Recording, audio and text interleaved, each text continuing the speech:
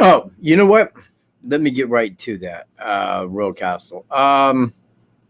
As it goes, I was supposedly they're supposed to be on Incog's channel, man. We have it lined up, man. I mean, I was sitting right here. We was already in discussion pre-show. I'm on StreamYard, and it was about 45 minutes before the show was ready to begin. As I said, her and I were talking. My computer service went out. Now, at first, I thought it was just connection. One StreamYard, something like that, and I checked. My server was gone. So I looked at the router, it's blinking red, and I'm like, great. So I had to call AT&T Sunday, got it turned back on yesterday. I was happy. Am I even live? Am I live? It's showing 0 people for like a minute. Am I live? Oh, there it is, 14 people. Thanks for being here, 14 people. Right on. So, my computer went out, so I called Incog immediately, and not on my phone. It was connected to the router.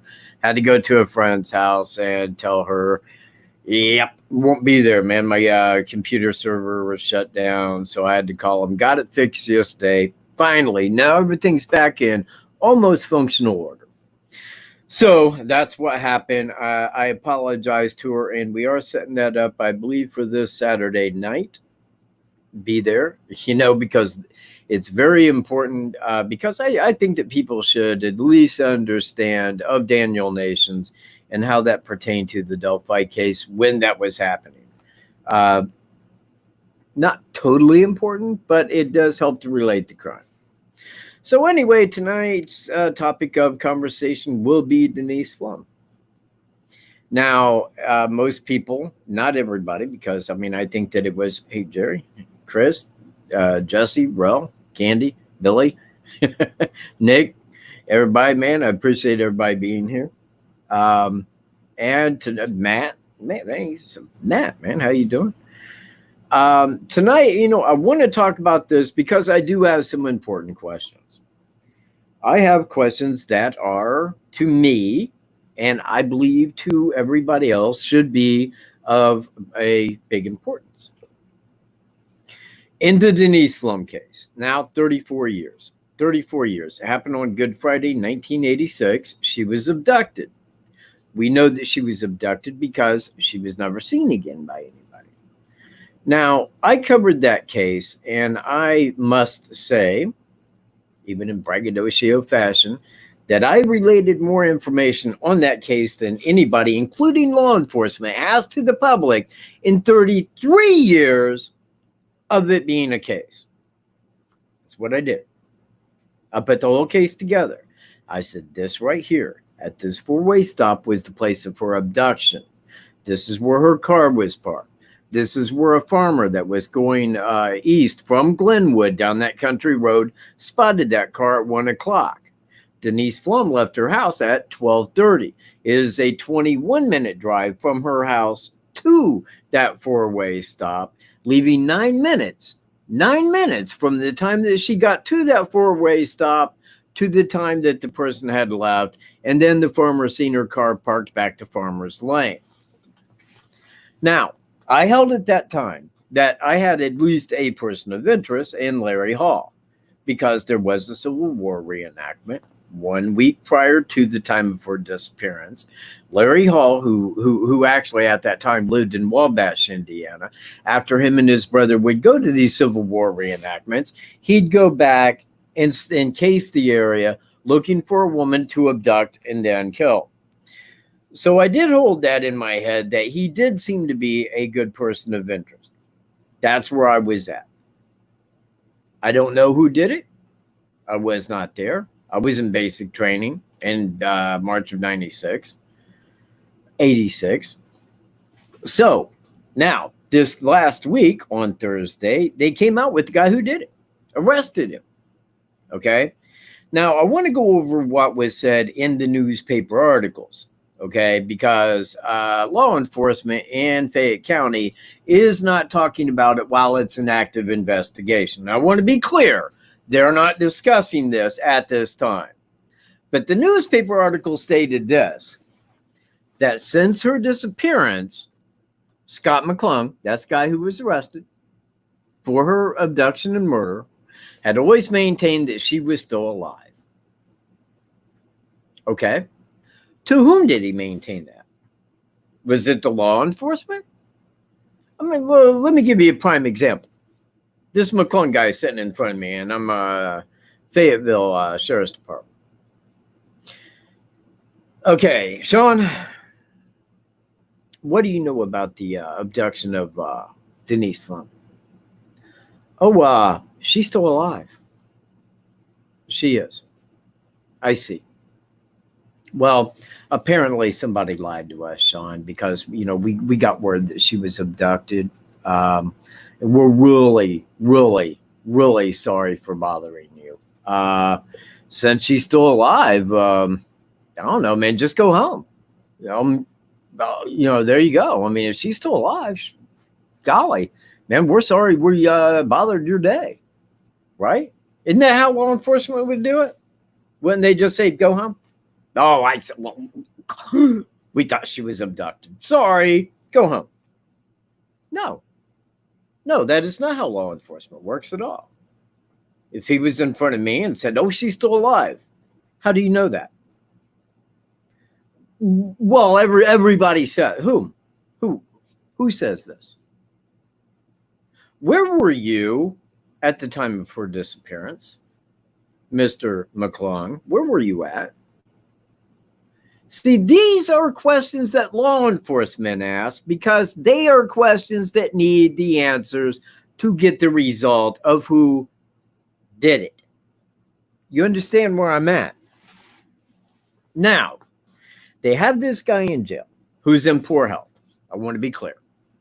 Now, he had always maintained she was still alive. To whom? I don't know. I'm going to take a smart guess and say it wasn't to law enforcement because law enforcement would have asked other questions. That's a law enforcement. This is an abduction and probable murder. We want answers. We don't put up with that. Oh, she's still alive and ran away. You know what? Bullshit. We don't fucking believe that. Now, if he had always maintained that she was still alive and law enforcement just went with it, let's just go down that hokey little trail for a minute. Let's do that. Now, suddenly, because they got a probable cause affidavit for his arrest. Probable cause. Now, recently, he had admitted, yeah, okay, I did. I did. It was a heat of the moment thing. There was no weapons. Yeah, I killed her. So he got arrested for it. Who did he say that to? I mean, here's a drunk from Connersville. I went to his Facebook page, and many of these friends have a picture of Denise on their page. It's not like this is old news to him. He's confronted with it daily. Suddenly, 34 years later, yeah, I did it. All right. Let's say he did do it. I mean, Sean McClung and Denise Pflum were boyfriend, girlfriend for 3 years. Okay. I got pictures of them right there. I mean, like I showed them in my past video. There they are. And I'm not. And I want to repeat, I am not saying that Sean did not commit the abduction. That is in the air. But what I have are these questions. One, who helped? Who helped him abduct her? That person is not arrested. Now, I am quoting family, her family, when they say, okay, yeah, he's been arrested. We want to hear from the other people so that we have the full information on where her body is. What happened to her? Okay. So I go back to, and I'm looking to again, man, through newspaper articles. And they said, well, a lot of this became clear after listen very carefully. Human remains were found at the bird sanctuary in Fayette County. They were? I mean, I looked very hard into this case, and I didn't read anything anywhere about any human remains being found. None. No human remains were found there. Now, if they're going to say human remains were found there and, oh, the DNA fits that of Denise, why didn't you tell us that when it happened a few years ago? I mean, did you suddenly pressure this guy after he had said she was alive? After you found her remains somewhere because of a local rumor? Seriously? For real? Because I'm not buying it. There is no body yet. And if they say one was found there and then they lied to us, now I got to question everything that I believe. I got to really question, like, Carroll County. Are you guys even fucking on the same page as the public? Or do you think we're just that fucking jackass stupid? Serious. Where's the body? And who helped? These are questions I want to know. There's no other arrest. Yeah, thank you. You know what? Oh, hey, hang on. And man, I hope that this does not harm the person because I am being a little loud and boisterous. I understand that. But this show is dedicated to Don Sterling, a subscriber that I can count on, a person who is subscribed, likes, and always shares my video. And this show is dedicated to Don. Thank you, Don. Thank you very, very much. This show is dedicated to you. And I hope that I don't make it a bad show. And I really don't. So anyways, hey, Truth and Justice Channel, how you doing? Man, right on. Jean-Claude. What up, Katt? These are the same people who always believe you kill her.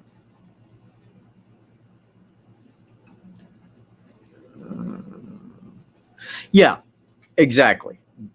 You see, cadaver dogs, like, located on the creek. This is after, and I want to point that out. This is after local rumors said that the person who abducted killed her and threw her in that pond. Okay, well, you know what, man? We're at the end of what leads. We have nothing to go on. Let's go search that pond. Now, let me tell you about dogs. Drug dogs, cadaver dogs, whatever kind of dog you want. I can train the dog to locate on a smell. I can also train that dog to say, "Where's it at, boy?" And he'll locate immediately. Why? Because that dog's trained to do that. That's why when they bring a drug dog to your car, they can say, "Oh, he's locating back here. He's locating up here too. You sure you don't have anything?" Because now we have probable cause to search your vehicle. No, they can get those dogs to locate by anything at all. Seriously. Now, I'm going to ask you, you got a cadaver dog. Think about this logically. A cadaver dog is to smell a dead human, right? I mean, that dog is smart enough to make a distinction between a dead human, a dead squirrel, a dead rabbit, a dead deer. I mean, the dog knows all the varieties of every kind of cadaver there is, right? Now, is he going to locate here at a creek or at a pond or something like that? Because there is a dead human body that is 30-some years old at the bottom of it. You believe that? You believe it, right? You believe that story, right? If you do, yeah, well, you know what? You and I are on separate pages because I do not believe that. I don't believe that at all. I don't even believe it's physiologically possible for a dog to fucking locate on a 30-some-year-old body at the bottom of a creek. Impossible. Now, I don't think that they found anything. And I think what they did find, they said that it was animal remains that were on the side, right? But there was never any word that at this bird sanctuary, a human remains were found. Now, you know what? I hadn't did it. Thought about it beforehand. There she is right there. Oh, shit. I'm sorry. Sterling Gypsy, I just dedicated the show to your real name. And I apologize. I'm sorry. But this show is dedicated to you. So anyways, now if they did find human remains there, how come they didn't say, yes, we found her remains here? We are sending these to the medical examiner to be checked to see if they do belong to Denise Pflum. I didn't hear that. That wasn't in any newspaper article. That was in no news report that I ever seen, witnessed, read, nothing like that. So I want to know, who helped him? Who helped Sean McClung abduct her? Why do I think that she was abducted by more than one person? Because I think that the evidence stands to that. Understand me. Look, I was talking to a person, and I don't want to give their name, but I will put it like this.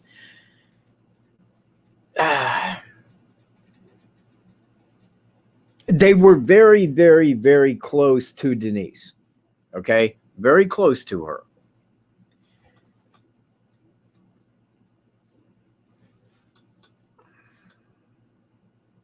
Oh, it's your birthday? Oh. Happy birthday, Star. You know what? What a great day to have this show dedicated to you, right? Happy birthday, man. I hope you have a fantastic birthday. You know, was just last weekend.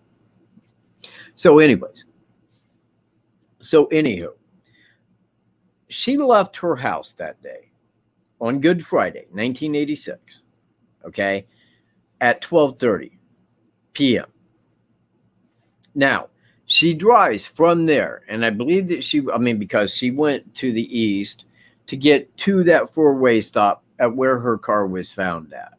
Now, from her house, where she was at, to that, direction-wise, on Google Maps, 21 minutes. I talked to this person that was very close to Denise, okay? And they said, I have driven that route a bunch of times, to the north, to the south, because both of them end up at exactly 21 minutes to that four-way stop. This person said to me, every time I ever drove either route in either direction to there, it was always 21 minutes long. So we can dictate from that she arrived at that four-way stop at 12:51 p.m. in the daytime, 51 p.m. Okay, that's when she got to that four-way stop. From there, she was abducted from that four-way stop. Okay, but her car was drove up a farmer's lane right. You know what? I'm going. Let me go get it. In fact, I will do that while I continue talking. So she pulls up at that four-way stop, and let me put this into. Fucking come on, man! Just work for me here, please. Thank you.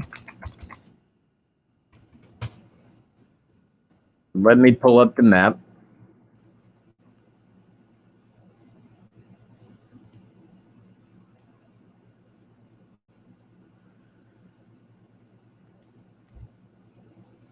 And right, here we go.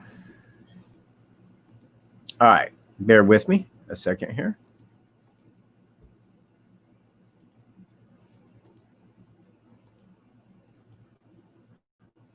Now, let me take you, well, I'm going to make that a little bit bigger. Like so. Now, here we are. This is Glenwood. Now, right here, specifically, this is Tower Road, and we're going to go right down to that.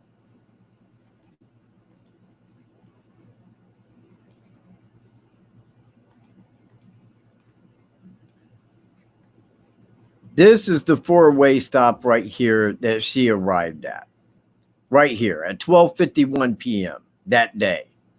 Now, her car was found back here. It was seen at 1 p.m. or shortly after 1 p.m. that day. Now, if the suspect was parked, as an example, I'm not saying this is the way it happened, but the suspect had come into contact with her at this four-way stop. This is right here is Tower Road because you got this big tower right there. Okay, that's why this right here, 650 West, is called Tower Road. Well, whoever abducted her came into contact with her at this four-way stop. From here, they got out, they talked to her, abducted her, drove her car back to here, wiped it free of all fingerprints, inside, outside, passenger side, driver side. Wiped it free of prints. Knowing, this is the important part, knowing what they were going to do. Knowing that they were abducting her and would kill her. Okay? And they left it back here.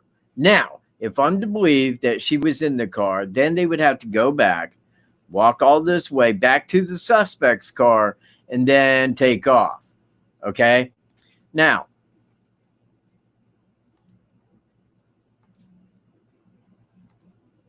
hold on a second. Now, for all that to happen in 9 minutes? Really? I believe it, right? I believe that this guy came into contact with her boyfriend at that four-way stop, got out. He gets in and says, okay, I don't have a weapon, but drive all the way back there. Drive all the way back there. Do it. Now get out and don't look at me because I'm going to wipe everything down in prints. I'm going to kill you. All right? Or I'm going to abduct and then kill you. Well, guess what they got him in jail for? Guess what they arrested him for? Voluntary manslaughter in the heat of the moment without a weapon. That's right. That's what they hit him with. Those are the charges. It was not first-degree murder, and I don't know why it wouldn't be. It was pre-planned. He wiped her car down free of prints before even doing anything. That is premeditated first-degree murder. So why would they hit him with voluntary manslaughter? What did they give you for that? 20 years? Are you out in 8? Maybe with some good time, man. Maybe 6, 7 years. Really?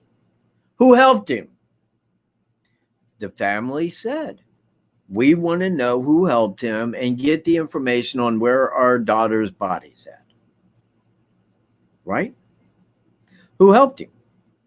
Somebody helped him. He admitted that a friend had helped him. Friends, I think, helped him.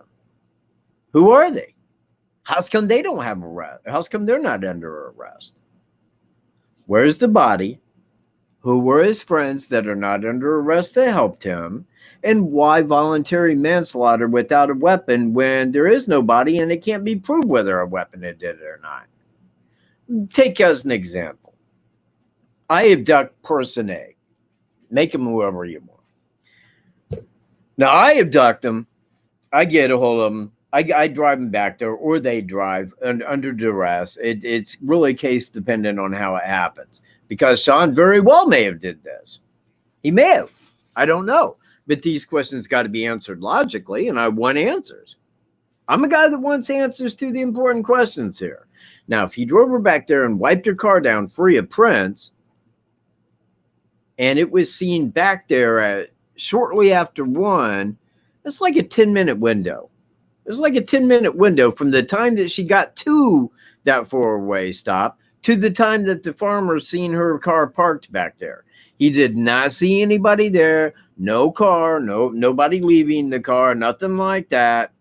There was no car at the four-way stop that was parked there. Who helped? Why ain't they under arrest? Where's their body?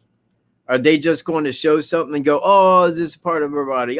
Medical examiner said, yeah. Bullshit. Bullshit. I'm calling bullshit. I need answers.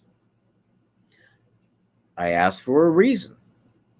They have an answer. And when I'm getting everything but an answer from the media, man, is there a fucking cow loose in my house? Because I am smelling shit like a bastard here. I want to know. Now, look, in the newspaper article, they was like, oh, she was like in a cure. She could have like cured cancer or maybe corona. Maybe she could have cured corona. And I'm like, so they're handing us half-hearted shit and then throwing in their fucking programming? Seriously? For real? I don't buy it.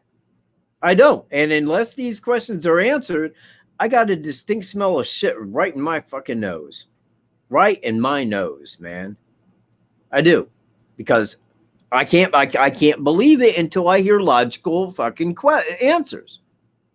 If I hear something logical, I can say, that makes sense. Okay, thank you very kindly. Now I can see where you're coming from. But without answers to these, without real answers, not your fucking programming shit, real fucking answers, I ain't believing it. I'm not going to. Nor would I. Nor should you. Look, this was a young girl, man, who had a bright future ahead of her. She died because somebody abducted and killed her. That's first degree. That's capital punishment. It is. I don't give a shit how old he was. I don't care. Him and his friends, whoever did it, is what I'm saying here. And I ain't pointing to Larry Hall, and I'm not pointing to Sean. I'm saying whoever did it. And it could be either one of those two or anybody else in this entire earth that could have done it.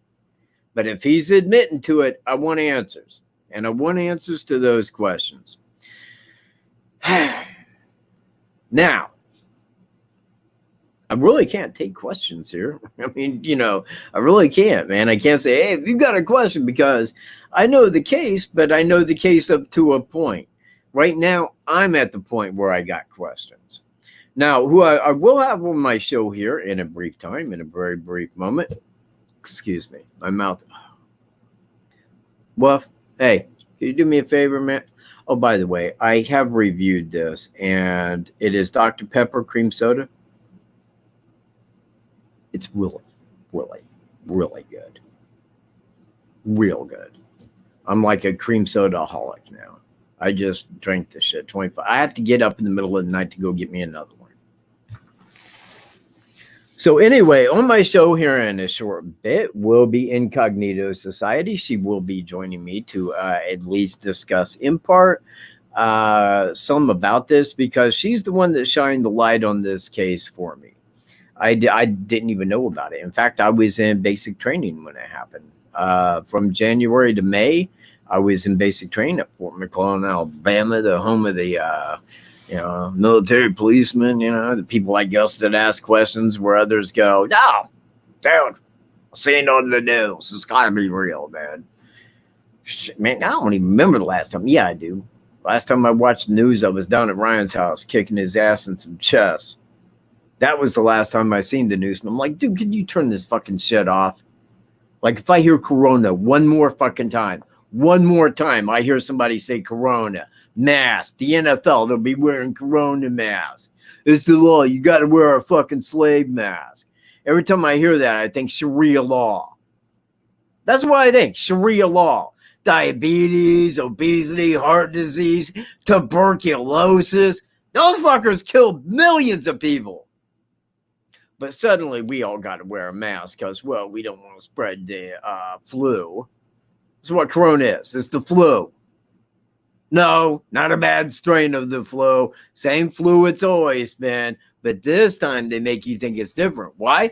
Because your television say it is. Tyson food.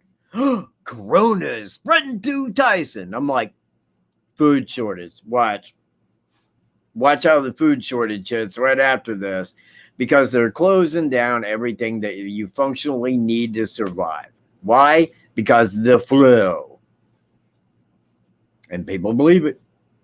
You know what? There is so many reasons why this show is dedicated to her. And right there is one of them. Right there. Read it. Right there. Read that. Agenda. You got it. You nailed it. It's out of the park. It was hit like Babe Ruth, people. Hey, you know what? Candy. Definitely try it, man. Definitely try the cream soda. I seen that it says Dr. Pepper and cream soda, but I'll tell you right now, man. I mean, like it beats A&W. It does. I really enjoy Dr. Pepper though. Yeah, see? Right on, Chris. Right on, man. Everybody's on my side here. I like it, man. I do. And I seen it and I thought I'm going to try it. And I did. And I was like, oh, hell yeah. And actually, it was kind of a letdown. I was going to do it on Incognito show, but I mean, I think that she wanted to be more specific on Daniel Nations. But so I'll just tell you, it's damn good. If you like cream soda, definitely try it. You'll like it.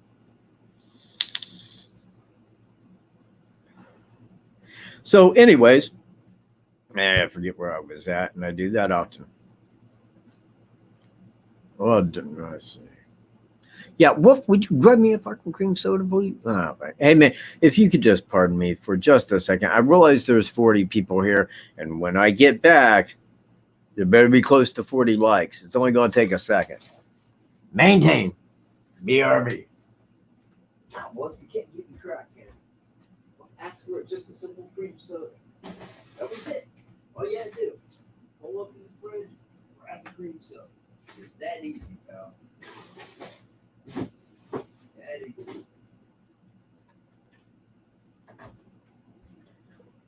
You will know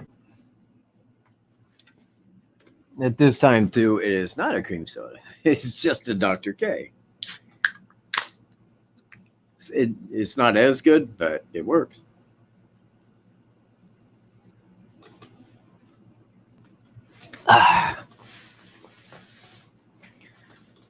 We're in lockdown for a second time over here.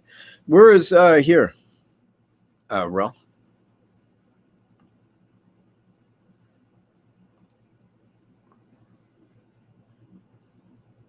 The national coin shortage? Yeah, I love Wolf. You know what, man? Wait till I finish his birthday video. It's fantastic, man. He's eating a T-bone. Oh, it was beautiful, man. Let me tell you something, man. Dog never loved a T-bone like that. Oh, really? Man. Man, oh, man, oh, man. In Australia. A second wave. That's what they're saying here. The second wave's coming. And I'm like, okay. Well, you know what? Yesterday I put on Facebook. Okay. I go there. I put a picture of the governor of California wearing his little Sharia law mask, saying stuff about like, may not open schools because of the second wave of corona. So I put that on Facebook, that picture. I gave the title right underneath it. Then I put my response. Bullshit. Absolute bullshit. It's the flu. Not a strong strain of the flu, just the regular standard everyday flu. It sucks to get the flu. But if you're old and you have a lowered immune system, the same people that are dying from corona, you might die. You may die. Everybody's like, well, yeah, but there's over 100,000 people that died. I'm like, yeah, you know what? Probably about 70,000 of that is just BS. All false positives. That's how that operates. You know how many people died here in Howard County? Do you know? A bunch of people that died here in Howard County of corona. No, my friend, he always reads the obituaries. Like, I didn't see anybody that died of corona. I said, that's because it's all bullshit. Okay, ladies and gentlemen, the big moment. The big moment here. Ladies and gentlemen, may I introduce to you Incognito. How you doing? Hey there, Katt. All right, how are you? I'm making do of it. Eating dinner. Sorry for all the chaos behind me here. You know what? Hey, be careful. We can all see that chaos behind you. You'll definitely hear it. There you are, right there, man. Look at your hair, man. Fantastic hair, as always. Fantastic. That's right. I never have to prepare. You never have to get video ready. I do. I had to go in and get my hair. I don't even mousse anymore. I think it stands out better without the mousse. It makes it look more masculine, more lion mane-ish, you know. Hang on one second. All right. They're in this pocket right over here. I think. Check that bag. Yep. Sorry about that. No Just problem. Getting home and trying to get things situated, you know. No problem at all. Hey everyone, sorry. We were discussing the Denise Pflum case, and I had kind of already posed my questions, but I told people because you're the one that really spotlighted this case for me, and that's the reason that I looked into it. And I thought that it would be kind of really good for you to be on and maybe, just discuss some of the aspects that you know. Okay, we can do that for sure. Okay. Well, I've been listening in and out while I was getting dinner ready. So, Oh, thank you. at least trying to. I don't think I heard every word, but um, I'm pretty sure you know this, but we're going to disagree. Oh, that's fine. Yeah. Okay. Um, okay. So I guess maybe you want to start. Do you want me to start where you have your questions, or do you want me to state No. what I believe? You can start wherever you want. Okay. I do believe the case is solved and will continue to, more arrests and more information are going to come out very soon. Okay. I believe he's the only one with motive, and he has always been the main suspect. Now, I did buy into a different direction, but as you know, with any case, there's always more behind the scenes that's ever put out for us to know. But I believe that he's definitely guilty and that he had help disposing, hiding, or whatever her body. Well, now you say we will disagree, Mm-hmm. but I have not heard anything that we may disagree on. Okay.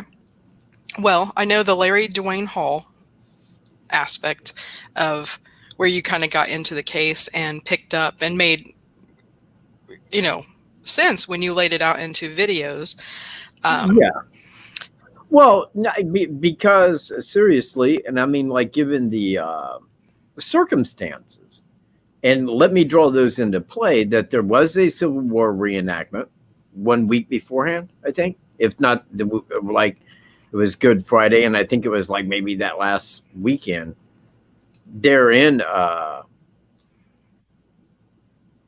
Connersville, right? Yeah, I don't know the exact date, but it was pretty close. I know that they do hold them at the Elmhurst, or did. Now, at that time, in 1986, was the prime time that Larry Hall was committing his murders at places where him and his brother had went to Civil War reenactments, and he would case that area after the fact. Yes. So it makes sense. So that, yeah, well, all I'm saying is that he made a good person of interest. And Right. I'm drawing to the fact that there is no way, and I think I even stated that in the video, there is no way I can say he did it, that he did that, because I don't know he did.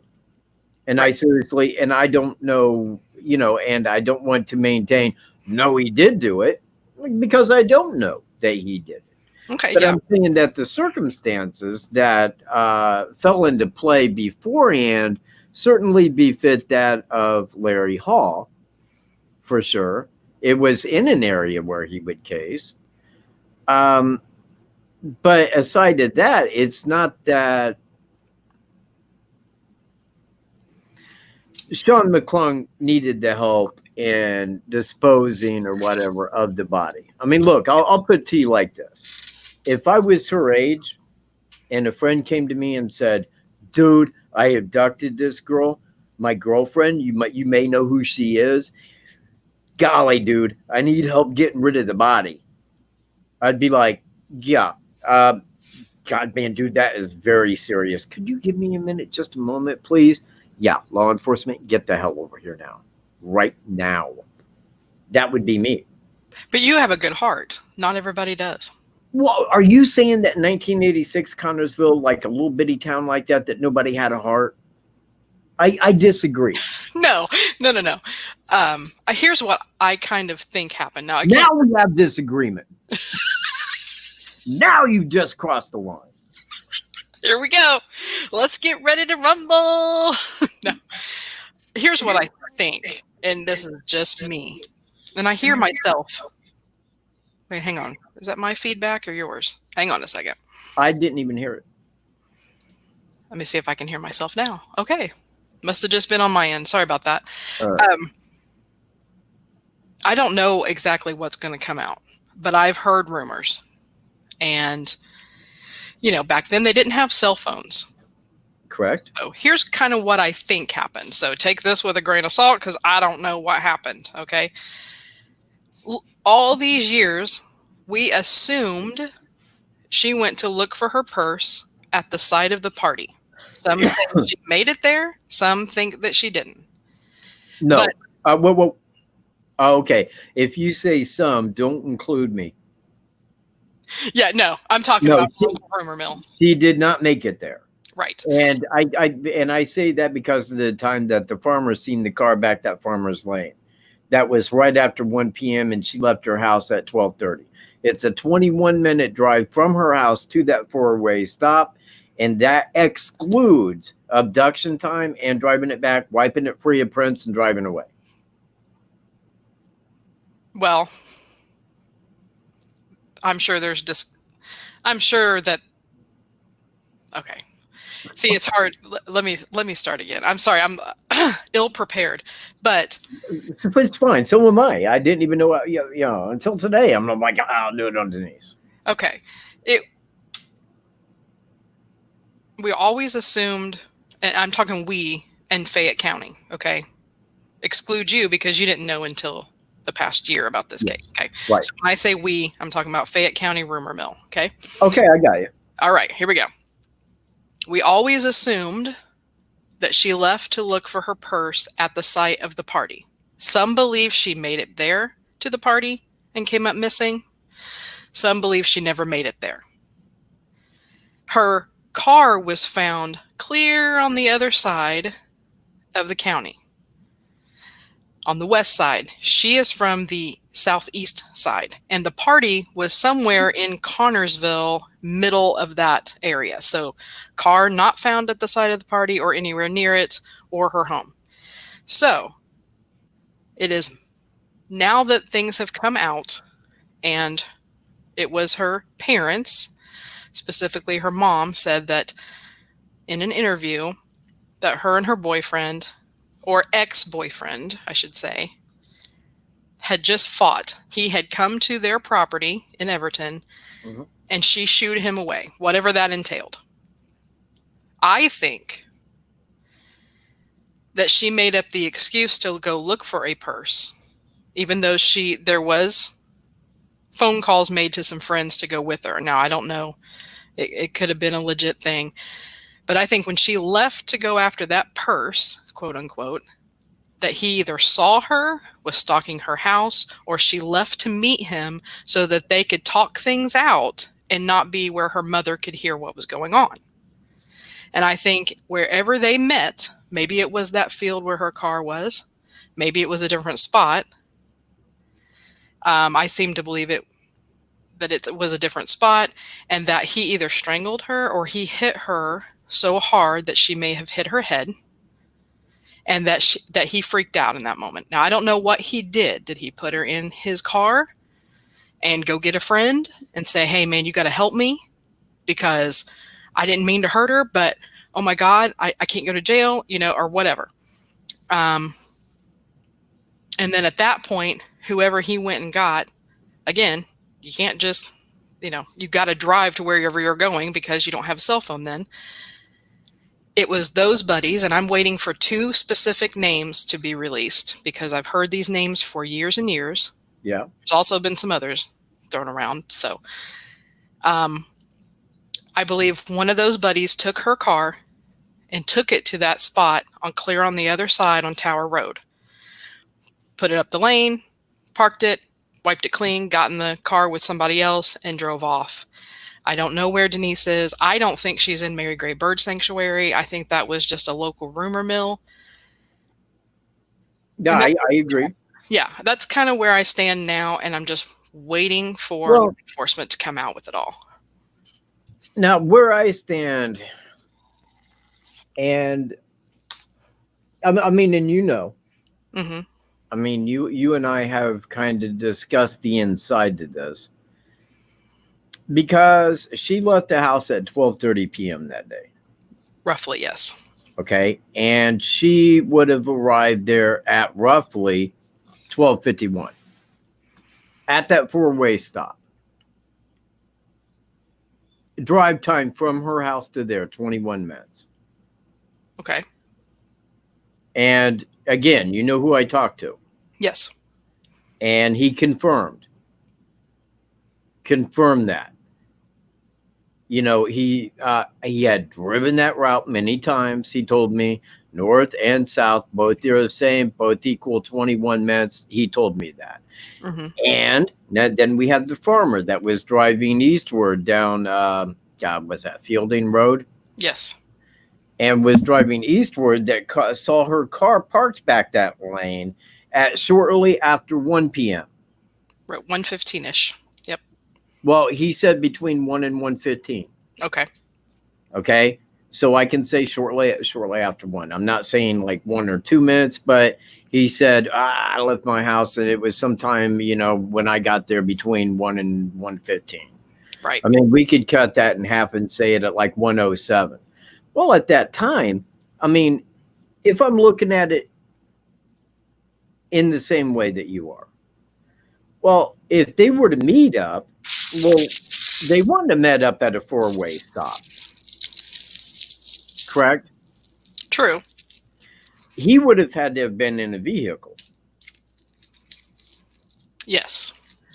And, you know, for him to abduct her, take her car there to be back that farmer's lane, and that's a distance from the 4-way stop and where his car would have been located through that whole time, wiped it free of prints that is premeditated. And I want to point that out, premeditated, wiped it free of prints after abducting her. Somebody would have had to been there, or through that whole time, his car would have been parked right there at the 4-way stop. Now, we're not looking at a very long time. It's a very short window of time from the time that she got to that 4-way stop that the farmer seen her car back there. Nobody around, no car, no other cars, no people. Okay. So that's what made me feel that it was more than one person that it did it, if that right there is the real evidence. Now, the person I spoke to said, yes, that is what he said. And he said, because he also gave a little further on that, but that was the whole of it, you know. And I said, well, there's just very little time, and it appears like that there would have been another person that would have been driving the suspect's vehicle in order for that to happen. Now, I don't think that they met up at that 4-way stop. I think that they ran into each other there, whether that he knew that she was going there, or if he had been told anything like that to where he could meet up with her there or on that road. I don't know. But I don't think that they were meant to meet up there, and then, you know, he did all that in that short a time. That seems very unlikely to me. Yeah, it'll definitely be interesting to see how this all plays out. But I just know he had help, and he was older than her, and he wasn't from Fayette County originally. I don't think he even went. I'm not sure if he went to high school at Connersville. Maybe just that last. Maybe he did. But Well, he was not in a good crew of people. You know what I mean? Like, I don't. You know, sometimes, you know, we're just attracted to bad boys, and I think that might have been the case with Denise. That as good as she was, huh? That is so me. Give me a bad boy any day. Right? But anyway. No, I feel that probably, and again, man, there's no way I can say it happened that way, because things could have happened really quick. You know, hey, man, maybe there just wasn't traffic through that little period of time. It was Good Friday. You know, there's a lot of reasons and a lot of the circumstances that could have taken place to where it may not have been seen. And, oh, my God, yeah, I did. And I, you know, wiped the car free and, you know, all this and that in a very short window of time. I'm not saying Sean didn't do it, but I am saying that there are other factors that are not being answered to. Oh, and yeah. In order for me to maintain and believe this, I got to see something more than programming. I got to see something more than Corona added to the story. I got to see more than human remains were found at the bird sanctuary. You go back to find anything on the bird sanctuary, they removed it. Gee, wonder why. It's just like Thomas Bruce with the DNA and the FBI. They erased it off the web. Now, why would they do that, man? I remember everything. I should have fucking recorded that just to be on the safe side. But, man, that's how you get grassy knolled, man. They don't like that shit. Yeah. Boy. Cold truth, he is from Ellettsville, and I'm actually not sure where Ellettsville is. For some reason, I'm thinking it's in Franklin County. Yeah. Sorry, I just thought I'd throw that in there. No. And please do. Yeah. If you look over and you see a question, man, yeah. But now I heard that they were boyfriend and girlfriend for 3 years. Through high school, yeah. Through her high school, because he was 2 years older, I think. So he would have been out of school. She was a senior. Yeah. And it was on again. Early risers here. Hey, early riser, how are you? Yeah. We'll highlight that. How you doing, early riser? Katt had a lot of good things to say about you and your show the other night. I did. I thought it was a fantastic show. Cold truth, yes, he did move out of state. He has multiple Facebooks, but he was in Arizona not long after. I want to say there's about a period of about 17 years, like from 2001 to maybe 2018, where he was living elsewhere because he was here in Indiana, and he has a long rap sheet. He has other domestic issues in his life, a lot of fraud, a lot of different things. Not saying that makes him a killer. Everybody's, innocent until proven guilty in a court of law. I agree. Well, you say court of law. I say, yeah, they'll hit you any way they want. They don't give a flying crap. Yeah, but it looks like he has 2 little kids under the age of 10. Oh, wow. Which Okay. I find very sad. He got married in 2009. I'm not sure how many times he's been married or if he has other kids, but I mean, they could be his grandkids, but it looks like he has 2 little kids under the age of 10. Oh, okay. Yeah. So, well, I guess here's kind of my little added. If they were boyfriend and girlfriend for 3 years, I'm certain that the family knew him very well. mm-hmm. They would know him and his friends. They would know the people that he hung out with. I'm sure that if they felt that there was anything that they felt suspicious toward him, that they would have included that to law enforcement. Now, if law enforcement felt that this guy was suspicious, would they not have asked him for an alibi? Well, like, where was you? The investigator from Howard County came to my house and said, no, this is about the Delphi murder. Please ask what you want. Where was you? Here? You got anybody that can back you up on that? Yeah, absolutely. Everybody that lives here. I don't even have a car, dude. Well, don't your dad live right down? Yeah. Okay, but I haven't seen him since Christmas. It was the last time I was out that way. I'm like, look at me. So the point that I make is if they felt that he had something to do with it, wouldn't law enforcement had spoken with him? Wouldn't they have said, where were you? Many times. Okay, well, where were you? Well, somebody had to have his back there. Yeah, that's what I'm saying. On Good Friday, let me see. I was in bed asleep. You can ask my parents. I mean, this would have came out at some point. Where were you? Because if he said, oh, I was out driving around and, oh, she's still alive. Well, wait a minute. She ain't still alive. Or maybe she's still alive, but she's missing. What makes you say she's still alive? Oh, she's just still alive. How do you know that? Oh, people say. Who? Who said that? These are questions that all law enforcement is going to ask concerning an abduction and probable murder. This is not a speeding ticket. This is big. They're not going to overlook the questions that they must ask. You see? Okay, patience, dear Katt. Okay, patience. What? No, you. No, I'm talking to you. Look at me. Look at my eyeballs. Wait. Look into my eyes. Look at me. Okay. You're too good. God, you're so scary. I know, right? Imagine if it was actually moving. My eyes were actually moving. Oh my God, you'd be like real. You are a too good-hearted person, and you want answers the way that you think it should be done. However, as you know, in Carroll County, things don't go the way you want or way they should. And so it is my belief, a couple things that you hit on there, is a lot of what hindered this case for 34 years is small town rumor, people covering for people, and bad investigation. That's my opinion. My channel will probably be shut down by the Fayette County Sheriff's Department tomorrow, but now the sheriff now was a little younger than me when this happened, so he didn't know Denise. Now, was he the sheriff then? Oh God, no, he's on. No, well, I mean, he was, but he isn't now. Joey Laughlin is the sheriff in the past 4 years, and he got reelected this past November. Okay, now you was talking about Jarvis, was you not?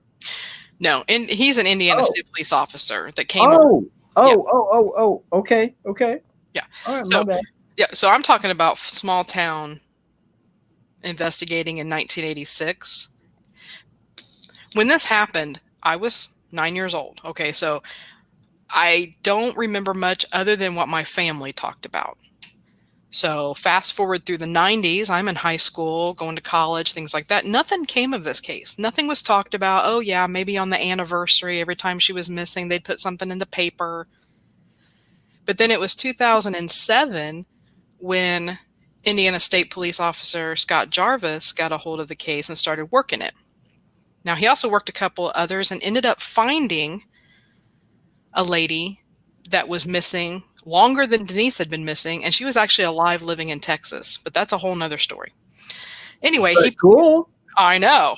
So he was on it. Cool. Yeah, he was on it for the Denise case. And what they did was they put her baby teeth, they extracted DNA from her baby teeth and put it into the CODIS system to see if maybe her teeth matched some Jane Does throughout the nation. Nothing came of it. That's the last anybody really heard, except for the anniversary, up until 2018. And that just so happens to coincide with about the time Sean McClung moved back to Connersville. Yeah. And I think that's a specific, direct message to him from law enforcement now. I think the family has always thought, and this is my opinion, I think they've always thought it was Sean. He's the only one with motive. They knew what happened just prior before she went to look for her purse. Yeah. You know, and there was something else I was going to say, and I've lost track of it because I got way off on topic. But I do that all the time. Just like with the Delphi case, and it does make me, you're probably going to smack me. Don't smack me right now, okay? It does make me. Well, I would never hit an incognito society. It makes me rethink how I look at Delphi based on this Denise case, because you know, there was just so much small town rumored crap that bogged the case down. And the lack of what seemed like you said, hey, why aren't we getting these answered? Why didn't they, why didn't they think it was him from the beginning? Why did he get to go and live his life for 34 years? I understand that, and I think that's just bad investigating. Okay, well, we could put that on bad investigating. Okay, and we could say, well, the police department didn't know how to police the law. They really didn't. Apparently, they didn't even know how to ask questions. I don't know. I've been around a lot of law enforcement. And it seems like every one of them just know how to ask a lot of questions. That's their job. Let me ask you a question. Well, that makes me wonder about this. Well, what I really want to know here is, because that's law enforcement, and especially when you're looking at a high-profile case involving an abduction and probable murder. They don't let that just slide. Oh, I maintain she's still alive. Oh, okay, bye. No. I think he had buddies. Yeah. Well, his buddies covered for him. That's my opinion. Who? That's what I was going to tell you earlier. When you were, your heart and, the way you think about ethical things that people should do, I don't think happened in this case. I think whoever his little group of buddies, which are, one of them I think is sitting in jail in Florida right now. Okay. That's supposed to be connected to this case. But again, local rumor. They're just a bad group in general. And I think they all covered for each other. Hey man, you tell them, I was at your house, and that'll be the story. And I think just over the years, everybody covered for each other. But it's coming out now. People have started talking in the past couple of years. Well, Actually, I think. That sounds like a good story. But it sounds like a good story. Well, we can't wrap it up into everybody as getting it. It's a serial killer all the time, right? We can't. No. Hey, whoa. I only pointed to a serial killer as a possible person of interest. I know. Never stated he did it. Want to stand on that. Never said he did it. I retract. But I said this is somebody that they should be talking to. I retract. My bad. No. No reason to retract. All I'm saying is I never said that Larry Hall did it. What I said was, to me, he stands out as a very good person of interest, and I would be talking to him. Yes. Yeah. Now, with that in mind, okay, so maybe it isn't Larry Hall. Maybe it is Sean McClung. Now, if it's Sean McClung, I want to know about the timing. Mm-hmm. How did this timing take place? How did he get there? How did he get out without being seen? I think how did all of that happen in such a short little window of time? That's a good question, because that was very short time. Tower Road's traveled quite frequently. Not There's back a 4-way stop there where it crosses with Fielding Road. So, I would have to think cars would have passed, maybe, probably. No. Somebody would have seen something, a car parked there. I mean, you have from 12:51 to at some time after 1 p.m.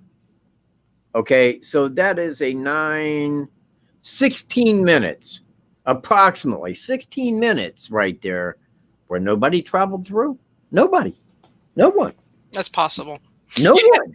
You'd have to see it. It's kind of like going to. I will see it this week. Because I am going there, and I will be right there. All right. Okay. Awesome. Yeah. See, I don't sidestep around my stuff, man. I go do. I investigate like a good man. That's the nature of my game. It is a very now today it would be more traveled, but I don't think that was a 4-way stop back in the day. I could be wrong. No, it was. Was it? In 1986? Okay.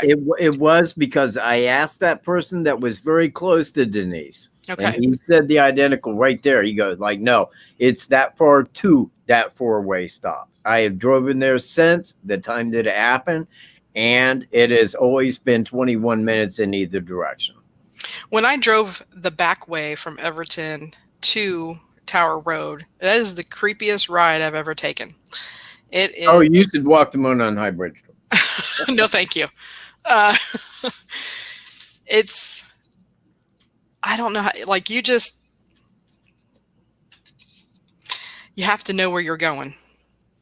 You really have to know where you're going. You have to be from here. You couldn't just end up out there for no apparent reason. And now I start to see why people say that about the Delphi case. Well, I mean, in Delphi, it's one thing to look at it on Google Maps, and it's another to go there, because it's not nearly as big as what people think it is. The property that I lease right here is approximately 10 acres larger than all of Monon High Bridge Trail. Wow. Right here where I sit, this entire property, the property that I sit on, is 10 acres larger than that. It is, I think, 165 acres. Hey, one of the guys in your chat, John Cloyd, he actually lives out there on Tower Road. Oh, does he? Yeah. I mean, he'd be able to tell you how often traveled that is. John? Hey, hold on. Let me do this in a correct way. John, if you could give me a call right here, we'll put you on live. If you want to be live, right now is your golden opportunity to call in and be live on my show. Radar, I want to come to Delphi. It's just a matter of working that out, but I am not crossing that bridge. She will be here this summer, and guess what? I will have video of her crossing that bridge. No, you won't. Yeah. You want to bet? It won't happen. You want to make a bet? Dude? It will not happen. Really? I will. I will not cross that bridge. Okay, then I will have video of her being carried across that bridge. I'd like to see that. Oh shit! Hang on, man. That's probably him calling right now.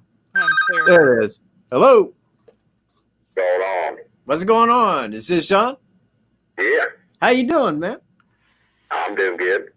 So you are from down there in the Fayette County? I can see the towers probably a mile from my house. You can see it from your house. Oh yeah, I live on the other side of the highway from it. Okay. All right. Well, Incognito was saying that you lived right there near Tower Road. Could you tell us anything about the traffic that goes down Tower Road? It's like a skip, like anybody lives in the country that way, goes that way to get to 44. Yeah, right. It's pretty frequently traveled. Well, that was my assumption, that because people do use that, especially if you live in the country. And it was kind of in a way, like I was saying, concerning the Delphi crime. Because there was a 3-hour window that guy's car was parked there right off of County Road 300. Now, it's not heavily traveled, but over 3 hours, you're going to get a bunch of people that go in and out, from town, coming and going. Well, I thought that in 16 minutes, certainly a car would have passed through there. Probably, yeah, definitely. Well, that's kind of the information I was looking at, because when you got a 4-way stop and 2 roads, especially for people that live in the country, they're going to be traveled. And I just think it's a small window of time for somebody not to have went through and seen anything. Yeah, and lots of people are pretty watchful out here too. That they see a car parked in their field, they're usually on it. Yeah. Well, I think that was what the farmer had said. When he seen the car, he knew that it wasn't the farmer's, and he knew that it was, somebody. He felt that they was back to mushroom hunting. Yeah, I actually grew up in Everton, so I knew that. Oh. I was only 5 when it happened, so. Oh, I but see. I knew the people, and now I live out here on a farm, and it's right around where all the talk, talk about what happened, and Yeah. they believe she's in this area somewhere. Well, and again, that kind of brings up the question of, like, where's the body? Yes. And I think that really needs to be addressed. And I think if they start sweeping this under the rug and going, well, he said he did this, we can't find the remains, but he admitted, and we can't show a weapon was used. We're taking his word for it. It's really making light of a horrible crime, a very bad crime. Yeah, I mean, you could ask 90% of the people here, and they could probably give you 4 names, and it'll be the 4 names that'll be brought up. Yeah, don't bring up any name other than Sean's, though. Yeah. I don't want any part on that. Yeah. John, did you know any of the 4 names by chance? Did you? I knew. Don't say it. I knew 3 of them, and the one recently that was arrested just here recently. Yes, I did know him too. Yeah. And kind of the same names that's been thrown around for years. So. Definitely, yes. Do you guys know each other? No, I don't think I do know you, but he doesn't know my name, so he wouldn't know me. But no, I don't think I know. He couldn't miss your voice. Pretty sure we don't know each other in real life, but. Well, because you had said that he lived right there, and I thought, oh, okay. I thought maybe you kind of knew who he was a little bit. Well, he emailed me. He's been on my show. Oh. Not my show, but I've seen comments, and I just never got a chance to really talk with him. But he kind of believes he had believed the same rumor that I had believed about how she might have been disposed of. And, you know, the thing is about a small town, you hear so many rumors. It's hard to sift through and figure out which one's the correct one. So, yeah, exactly. And that is kind of my whole take on Delphi, is that if you go by local rumor, you won't know anything. yeah, You will not understand anything. And that's what is so disheartening about this case, is that it took 34 years to sift through those rumors to get to the heart of it. I'm sure he's always been the main suspect, but, you know, getting there and getting a confession and not having people cover for him, you know, and actually getting to the heart of the truth, and that's been the biggest problem. Well, you know what, and seriously, and allow me to address this. If it is him, good, great, they got the right guy. But again, in order for me to see this and believe it in a full-on way at 100%, there are questions that must be answered to. And if they do not address those questions, then I got to kind of wonder, well, the guy was in bad health. He was a drunk. He had always denied it. And then suddenly they say, well, he recently admitted that he did it. I'm like, well, to who? Because they had a probable cause warrant for his arrest for voluntary manslaughter when he did the moment without a weapon. It's like, who did he state this to? Did he go to law enforcement, or was it somebody that he was drunkenly talking to? Oh, yeah, man, we killed her. That had happened a lot recently. You know, I think that's what led to everything. But they lived together, and I've dealt with them frequently over the last year. And the one guy had passed away not that long ago, and I think he spilled it on everybody.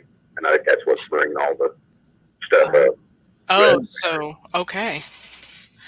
Yeah, see, there's been so much going around. So you think that he actually didn't tell law enforcement this? It was one of his buddies that passed away.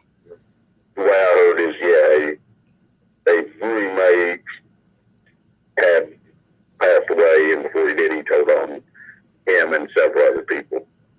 Now, have you also heard that Sean is on his deathbed, or have you heard that? Yes, I have heard that too. Okay. Yeah. You can tell. Oh gosh, yes. Yeah. So that might be a little bit more difficult. But it's bad that they have to do it that way, you know. I know it. And that's, everybody kind of figured that, and that's just a bad way for it to come up. But it's, you can go in town and there'll be, I mean, people are actually 90% of town, I would say 100% of town is happy that this is going on. Yes. It's for the family, you know, getting older. Right. Finally, something is actually transpiring. Hopefully he doesn't pass away before the truth comes out of where she's at. Yeah. Oh my goodness. Well, thank you. There's a neighbor guy that for years out here that he's definitely, I mean, he'd been the one I think for sure would have got would come down for it for sure. Oh, that's you think? Everybody thinks too, which probably happened. Now, I wanted to make sure I heard you right. You think a neighbor person out there has something to do with it as well? Yeah, well, it used to be, but has since left since all that. If I may, right there on that, the person that I was speaking to in the past when I made the first video had stated something right down that line. And I think that he's talking exactly about the people that you are, the person that you two are right now. Exactly, yeah. Because, you know, he had stated like right down the way from there, and the cops are like, you know, and really made that sound like it was something that stood out as a possibility. So, you know, I mean, and again, and some of it, and I don't hold family aside to that, because public rumor is public rumor. And whenever something is repeated long enough, people start to believe it. They start to question them own selves, just like JFK. You know, no different than JFK. That bullet came from behind. Yeah, no, it didn't either. You know, I mean, are you that stupid? Look, you want me to get somebody ballistics out here to shoot shit and tell you it don't happen like that? It don't. But if you hear it enough times, then you start to think, well, is that or is that not true? And it could be, you know, as long as you keep hearing it. Now, I try not to fall party to the that. guys in the, you know, find myself in the middle of a woods and, you know. Were you hunting? You were hunting and you ran into him? Is that what you said? Yeah, I ran into him several times, yeah. Ran into him. Yeah. Not to him. In the woods? Is that what you said, in the woods? Yeah, because they're outbound our area. Yeah, see, it's all like cornfields and woods out that way. Yeah. And Tower Road leads right past the Mary Gray Bird Sanctuary, correct? Back It takes you right to that area. Yeah. Right to that area. Just curious, I know this is pure your opinion, but you and I had the same opinion about how we thought she was disposed of. Have you changed that? Or are you still waiting for that for that to come out? Yeah, I'd say that's what it'll come to. It's probably gone by now. Which means they won't find her. I'd say not. Okay, well, all right. I want to hop in here just for a brief. Yeah. So John and I are talking in code now. If the body was buried. No. No? No? Not buried? That's not what we believe. No. Okay, then what are you guys saying? Pigs. Oh, yeah, man. Like, not pigs. Probably you're in an area where there's, you know, probably at that time there might have been 20,000 hogs. Yeah. Wasn't that a hog farm right there where the party, or was it the party side of the party, or was it her car that was found where there was a big hog farm right there? Yeah, all around there. Yeah. That's the rumor that I have always heard in my family, that's probably what happened, and I've just kind of always believed it. I have heard that, like in almost any case that you look into that's unsolved, if it is in the country, a lot of people say, well, the dude probably fed him to the hogs. Yeah. Because that does stand out as a very significant public rumor. True. Exactly. And it really does. And I don't think that, I mean, like, look, let me tell you something. If I went out and I committed murder and somebody had a hog farm and I thought, okay, I know what I'll do. I'll wait till these pigs are hungry and then I'll throw the body in there and then they'll just eat all of it right down to the, you know. While that could happen, I'm going to say probably not. I'm going to say that is very unlikely the way that it happened.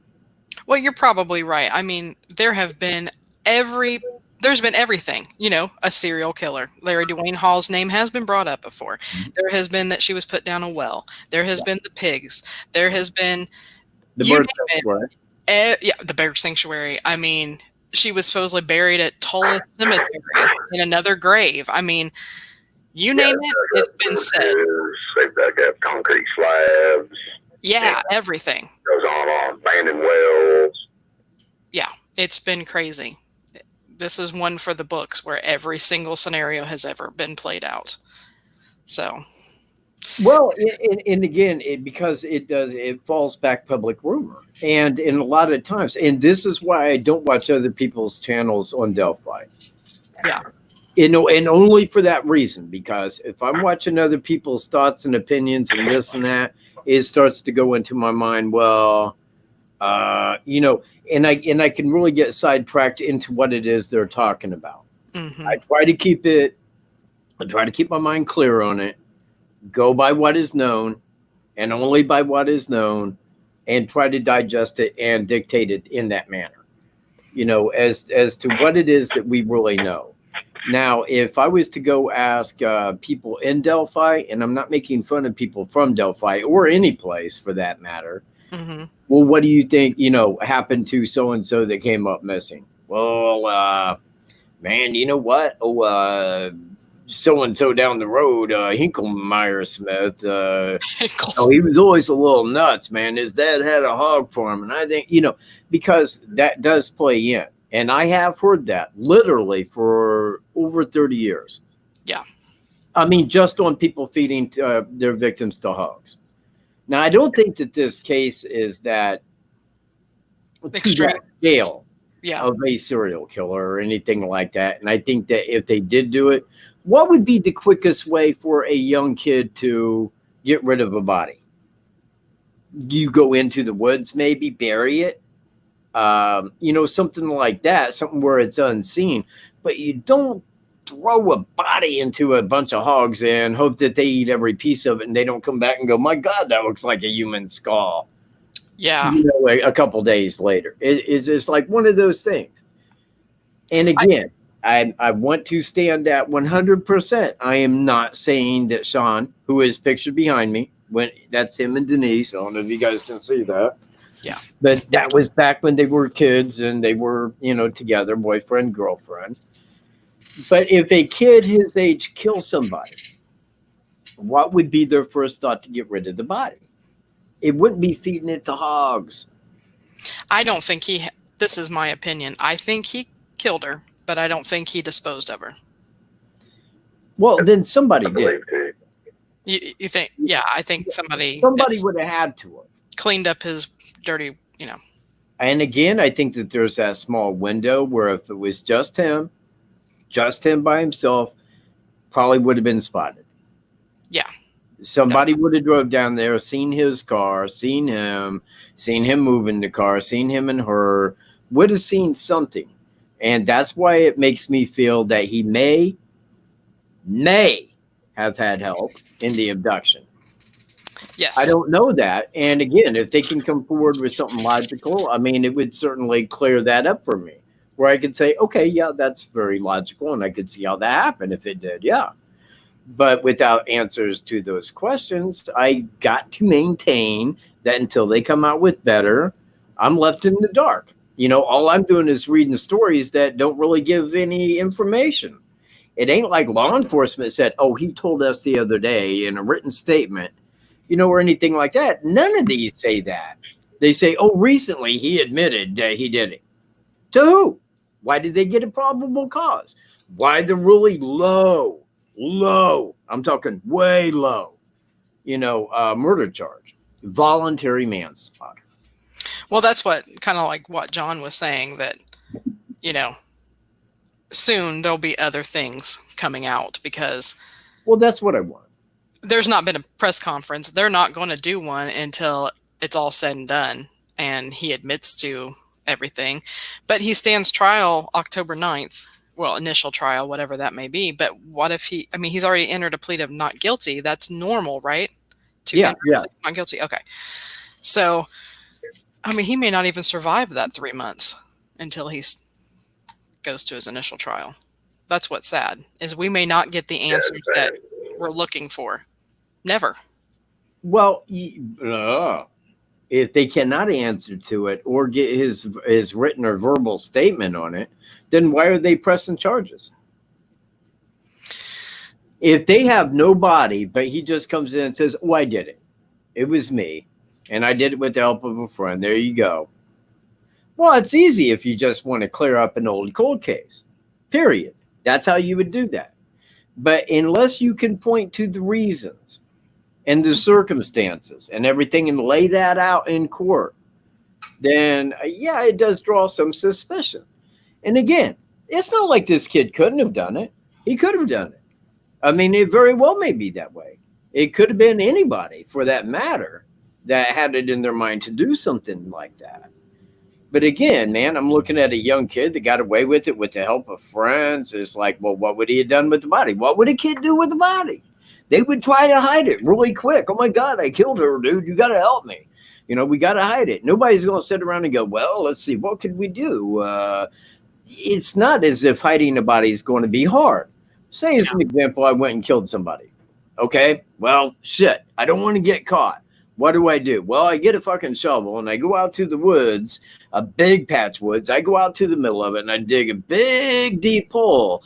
Then I cover it up and I throw limbs and twigs and stems all over the area, make it look like it ain't no big deal. Nobody ever goes back there. And you know what? It's forgotten about. They'll be looking for that person forever and ever and ever. That's the way a kid would do that. Unless somebody else had a better idea. Well, what other better idea? I mean, that's the thing. Put them in the pot. Put a cinder block on there and send them to. If you put a cinder block on somebody and you throw them in a pond, that body will still float. True. It is a proven fact. It don't matter what you do or how you weigh it down, that body's going to break loose and float. Well, would they be able to arrest him on hearsay? Well, and again, that's what I was getting to, because it was probable cause, and it made me wonder, because they didn't say he stated that to law enforcement. If he had said that drunkenly to somebody, especially down in Fayette County, and they said, I'm turning him in because now I think that he did do it. Now, if they arrested him for that, now they arrest him for something that was very minor in comparison, because again, given the fact that the car was wiped down to prints and was seen there shortly after 1, that says premeditated murder. He knew he was going to murder her. That's why he wiped it free of prints. So why is it voluntary manslaughter, heat of the moment, when he wiped the car free of prints? Did he meet her and kill her right there and then wipe it down? I don't think he wiped it down. I think his buddies did it. Well, if they did, they had to come back, because after it was located, that's when law enforcement arrived. The next day. Yeah. I agree. Yes. Yeah. But why would he wipe it down unless he was in that vehicle? Well, I think a good theory of that too is probably going back to the party to get his purse. Mm-hmm. And it ain't nothing if you're out in the country, if you're younger, to help park your car there and hop in. Yeah. Hop in with a carload of people. Never nobody ever touched the car or nothing. That's true. Well, yes, but again, why would Scott want that car wiped down, Sean, if he was not in it? Yeah, that's weird. Well, I think the group of people that he ran with were very seasoned in breaking the law. They knew what, hey, we just hit a body, so what we got to do? Oh, crap, I touched her doorknob, so let's wipe it down. I think they knew what to do. Okay, then I need other arrests. Exactly. Patience. It's all about the questions. And, okay, look, I don't have many questions. I only have like 3 important questions that I need answered here. Now, if they're logically answered and I see answers to them, then I can say, okay, now I'm full on, he did it. But until that happens, then I got to wonder, man, did they pick him up on a probable cause because he drunkenly admitted to something that happened a long time ago? Did they lower the charges maybe to get him to say, yeah, okay, I did it? Well, who helped you? Why aren't there other arrests? Where's the body? We got to have a body. Or otherwise we're just taking your word for it. It would be no different than, I'm making a name up here, and don't anybody take it for wrong. I'm going back to my invisible friend, Harry Smith. Harry Smith goes in and says, I did the Delphi murders. You did? Yeah, it was just me, dude. I was there and I did it. And now it was my vehicle that was part of it. The worst part of Harry Smith was our local historian. I knew it, man. I knew it. And you know what? He was my invisible friend when I was a kid, man. Now he's a historian. Look at him. So if somebody goes in and claims that, and it's been 30-some years, they go, yeah, you know what? We'll accept it because we want it off the books and we want to look good. Okay, you did it. We're going to drop the charges really low for you. That way you'll be in and out, and your health care will be provided while you sit in prison. Is that okay? We'll send minimum security because she's just a kid. It makes it hard for me to believe right off the bat. maybe he did do it, and maybe all these things can be answered, and fantastic that they got the guy finally. But now I'm going to ask, is voluntary manslaughter the charge they should be given for premeditated abduction and murder? I don't think it is. Yeah. I hope they change it. Well, they need to. If it was wiped down, and okay, let's say that they did go back and he had friends, then they went back and they wiped it down for him because he touched the car or anything. Well, okay, who are these friends and why are they not in prison? And if I was going to arrest somebody on prison, arrest somebody for murder, once I got their initial statement of, yeah, I did it, and these people helped. Well, do you know how long it would take me to get those people behind bars? Immediately, I would say, I need an arrest warrant for this person, this person, this person. Go get them and bring them to me. Because this guy isn't going down alone for this. That would be me. Now, again, I'm not from Fayette County. I'm not even from Carroll County. But I can guarantee you, I know full well, man, how you solve a murder and how you don't. And it's not by just arresting somebody on voluntary manslaughter. Well, can they really charge somebody with murder until they have a body? Hello?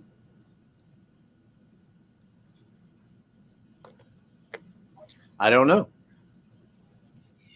I would think you would probably need an area where the body was.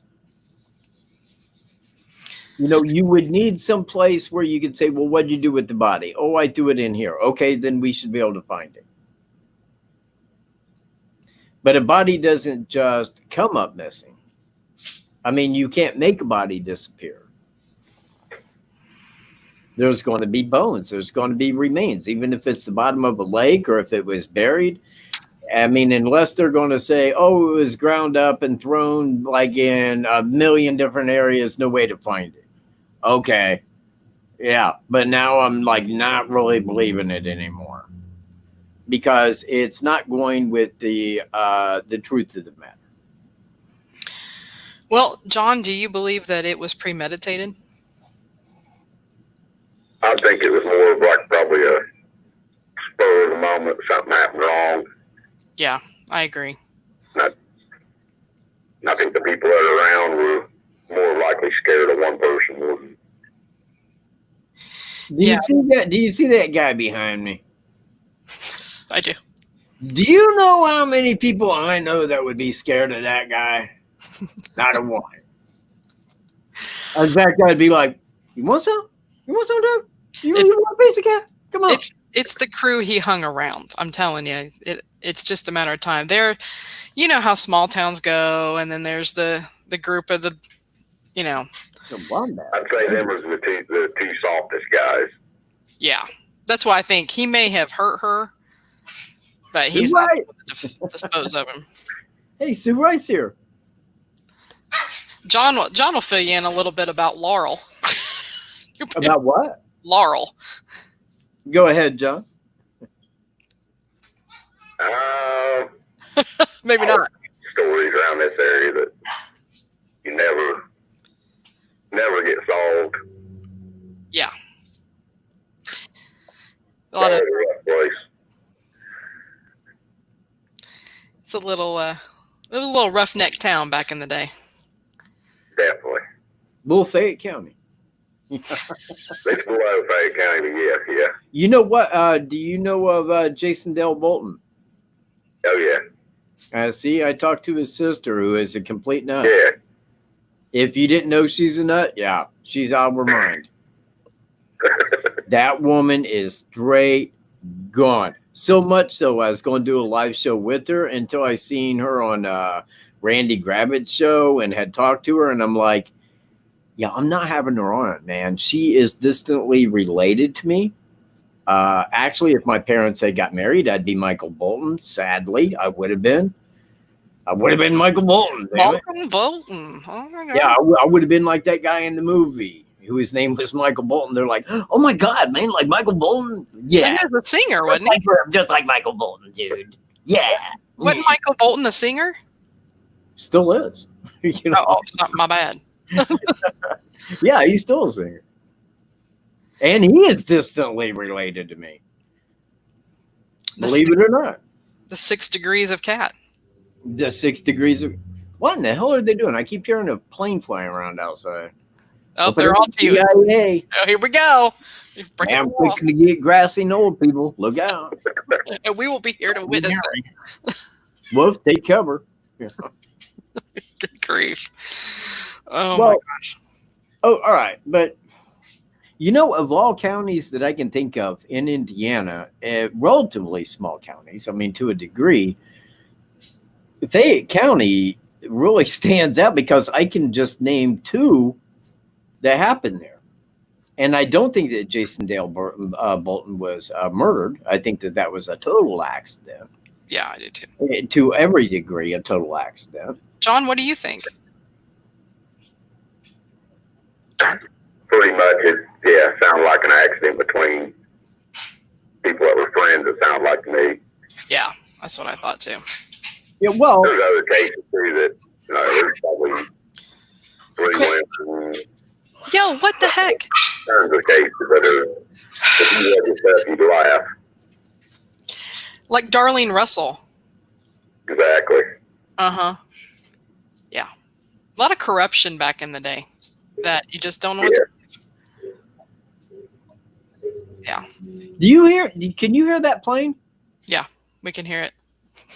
It keeps flying over my house, man. Crap What the dusting. hell are they doing, man? We ain't even got an airport near here, and it just keeps flying over. Are they crop dusting? I would hope not. We have corn. They're not hitting our corn, or it'd be a lot louder than that. Interesting. But anyway, Jason Dale Bolton, I mean, him and his friend, they were at a party. It was 11:30 at night. They were walking the country road back. They had taken Xanax, had been drinking, lay down in the road, lay down on a country road. The guy's coming up over a hill. As he's coming down the other side, there's Jason Dale Bolton laying in the road. He hits him. He goes to the next house, calls law enforcement, and that was that. The kid died. I have these autopsy photos. I have everything. I have all written statements, everything from law enforcement. And I can say at 100% that was an accident. Now you listen to his sister talk. Oh, no. They killed him at the party, man. I'm going to use the correct terminology, and it is nothing toward that kid at all. But she said they cut his wanker, so to speak. She didn't use those words. Off and laid it on the side of the road to make it look like it fell off when he got hit. And when I looked at that and you seen the tire track up him and this and that, and I'm like, this woman is mad, man. She has no concept of reality. It's not a murder. And I was not going to put on the front that, and have her on my show making it to be a murder, because I would have just been profoundly calling her out. Like, lady, you know what? Maybe you should seek psychiatric help, because your brother was not murdered. He was hit by a car. He passed out in the road. Bad things happen, and that was one of them. But Denise, that's a different story. That is abduction and murder. Yeah. That's really how I found your page, is seeing your Larry Hall thing. Oh. Which was interesting. God. Oh, thank you. I could definitely see that. Well, yeah, and that's what because it was unsolved, and to me, until I, see something further, because law enforcement has not spoke out about this yet, but they will, and when they do, that's where I'm going to be looking for these answers. If they do not have answers for this, then it makes me wonder, well, do they have the right guy? I mean, I realize that he was a person of interest to people locally. But do they have the right guy, or are they just saying that because they want to clear up a cold case? Okay. Bye. Do what? I was talking to my kid. Sorry. Oh, okay. Sorry. Yeah, and I really need to watch my language. It's too late. It's something that I never do when I'm around Wolf, and he's used to it. He is. Poor Woofy. What do you mean, poor Wolf? I love that dog. What didn't he? I love that dog more than anything. I know, but wasn't he having a rough go of it lately? Yeah.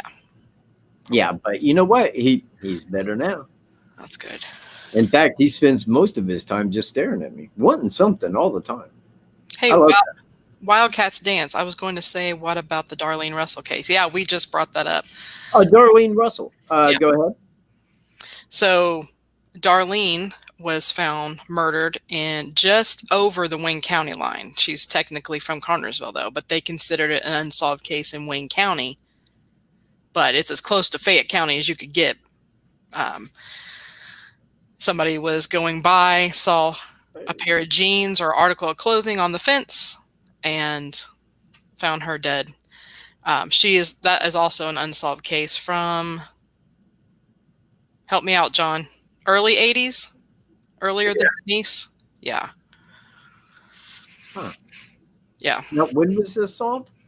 It was not. I covered it on my case, or covered it on my channel, but it's next in line. Darlene Russell. Yeah.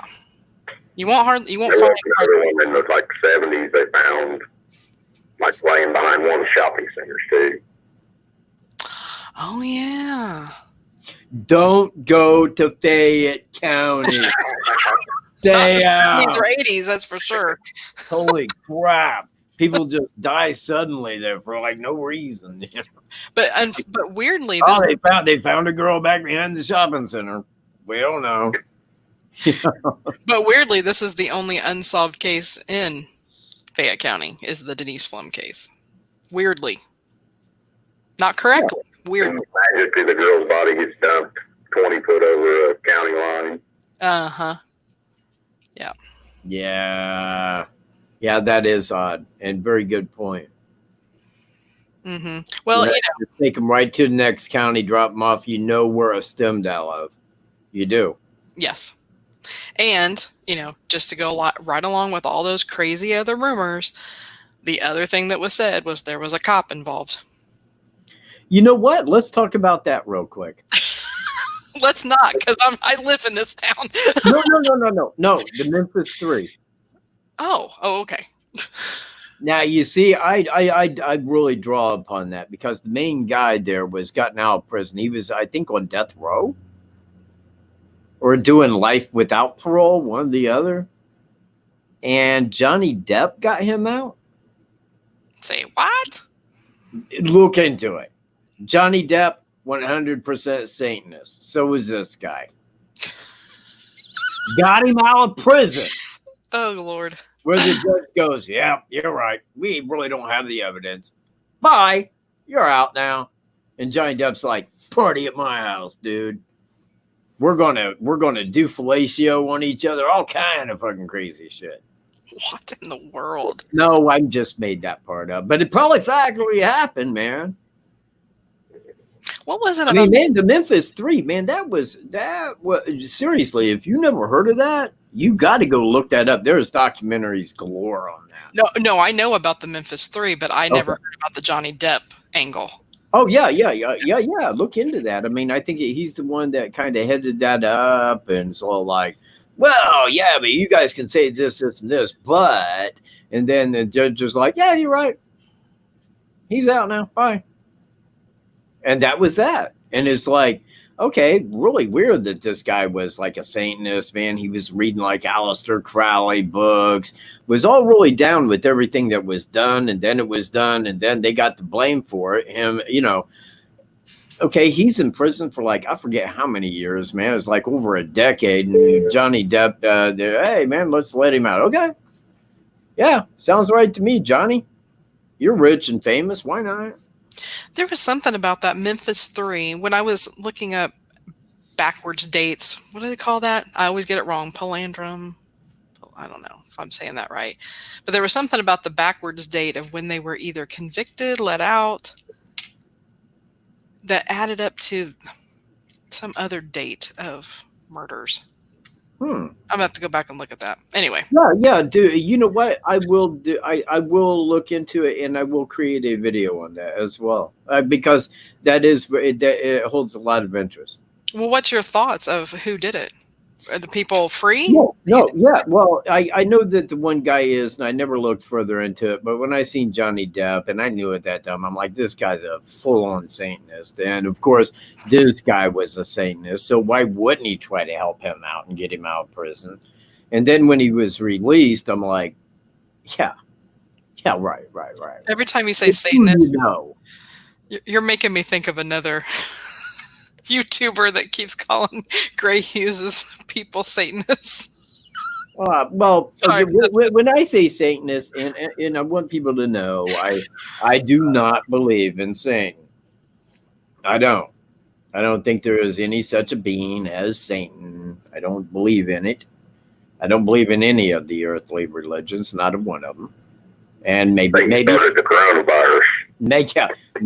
Maybe some will look at me harshly and go, "Hey, wait a minute," but that's fine because it don't affect me what anybody else believes, man. What a person believes is in them. And if a person believes in Satan, there it is, there's Satan. If a person believes in Allah or Hindu or this, you go believe it. That's fine. I don't care. I don't care what a person believes. I'm about human rights. Believe as you want. Just don't inflict another person for their own beliefs. That is what it is. But when you look at Satanists and their beliefs, and again, when it goes back to who you know and the money you have, you know that justice isn't done. Am I wrong? I'm not wrong. No. I'm never wrong. About the money thing, yes. No, right. No. And the Satanism. I don't want that left out. Yeah, believe me, a lot of these people with the big money, you'd be amazed at what they really believe. Yeah. Poor John, just sitting there for. Man, I'm sorry. I'm sorry, John, because really, I wanted you to get on air and kind of speak on what you knew, and really like what you said, because I did feel that Tower Road and Fielding Road were at least pretty traveled, especially midday. It just seems like in a window of, I'll cut it to 16 minutes, somebody would have drove by. Somebody would have seen somebody park in that car. Somebody would have seen something happen there. But the only person that went by after that was the farmer that spotted her car and said he didn't see anybody or anything else. Assumed whoever it was back in the woods hunting mushrooms because it was Good Friday. So yeah, and it's big around here too. So there's lots of people that walk every square inch of every woods around here. Yeah, and you know what, and of course the farmer would have felt that because it was that time of year, and he knew that wasn't the farmer's vehicle, and why else would somebody be there? He wasn't thinking somebody was abducted. That would have been the last thing on somebody's mind. No different than flannel shirt guy. He wouldn't have looked at that guy with any suspicion. There was no reason to. He's just a guy hiking. Same applies. So you don't really go on the bad side until you know the bad side. Once you know the bad side, then you got public rumor that pops up. So a lot of it's a little out there, and I have my specific facts that I want answered, because without them, I'm left questioning law enforcement. Like, what is it you guys do? Play golf? Do you guys even look into a case you're supposed to? Because you should have those questions answered for the public. That's what the public should demand to know. Where's the body? Who helped? If somebody helped. And I'm not saying that somebody did. I think that the evidence and circumstances kind of dictate that probably somebody helped him with the abduction. But I can't say that it did happen like that. But if it did not, then what happened? We want to know what happened. For 34 years, we wanted to know. Now that what happened. I think they're being vague on purpose because they don't have a lot right now. They have something, or they wouldn't have arrested him for a little minor charge on premeditated murder. Yes, but they're not going to release. They will. They have to. Yeah, I don't know if they'll do a press conference. Do they have to do that? They don't have to, no. Okay. But seriously, I mean, like if you're looking at an abduction like this of a young woman 34 years ago, well, we got the guy. Well, what happened? Oh, stuff. You know, you don't answer like that. The people want to know. It's your right. They took an oath of office. Tell us, at least tell us what happened. I mean, you know, nothing has to be vivid about the murder aspects or anything like that, but what transpired. The family would want to know. I want to know. Everybody else wants to know. Answer these questions. Right. Yeah, they definitely deserve some answers. The family needs to be able to lay her to rest properly. I agree. I agree because, look, man, this is a young girl with a promising future that was taken. Minor charges are handed on this guy for first-degree premeditated abduction and murder. Now, he can say he did the moment, no weapon. I don't know that. How would law enforcement know that? Did they drop it and say, oh, well, we can't prove otherwise, so yeah, we'll give you a minor little bitty charge in comparison? No. And I want other people arrested, anybody that helped. Of course, they need to be arrested for what they did. I want a body. And I want an explanation on how the hell it happened. Am I wrong? No, you're not wrong. We all, at least everybody in Fayette County, and anybody that's following this now definitely wants all those questions answered. Just a matter of, will we get it? Will we get it? No, it ain't a question of will we get it. It's a question of when will we get it. Let me tell you, man, if I was the sheriff of Fayette County, once this was wrapped up, I would have a news conference to explain all the minute details. I hope they do. I would show no pity on this man. Zero. None.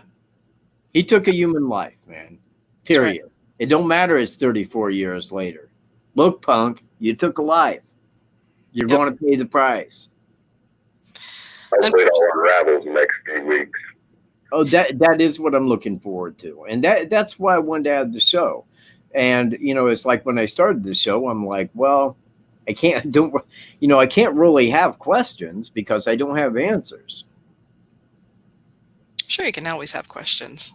Well, I could have questions, but I mean, like, what could I answer to? I mean, without knowing anything. I mean, I've only put together X amount.